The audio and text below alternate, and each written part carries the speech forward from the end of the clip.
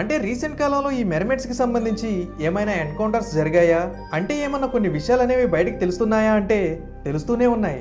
ఒకటి కాదు రెండు కాదు, గత కొన్ని సంవత్సరాలుగా కొన్ని వందల మెర్మెడ్ సైటింగ్స్ అనేవి జరుగుతున్నాయి. అంతెందుకు 2009లో కూడా ఇస్రాయల్ టౌన్ లో అయిన రాత్యమ్మ అనే ఒక ప్రాంతంలో చాలా మంది ఒక మెర్మెడ్ ని చూసామని చెప్పారు. లోకల్ పీపుల్స్ చెప్పారంటే అది అబద్ధం అని అనుకోవచ్చు, కానీ టూరిస్టులు కూడా మేము చూసామని చెప్తున్నారు. సో చాలా మంది మెర్మెడ్ కోసమే రాత్రిపూట మెలకువగా ఉండి మొత్తం ఆ నగరం అంతా కూడా గాలించడం మొదలు పెట్టారంట.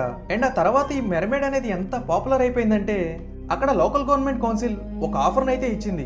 ఏమంటే ఎవరైతే ఆ మెర్మెడ్ ని ఫోటో తీస్తారో వాళ్ళకు $1 మిలియన్ ని ప్రైజ్ మనీగా ఇస్తానని చెప్పింది.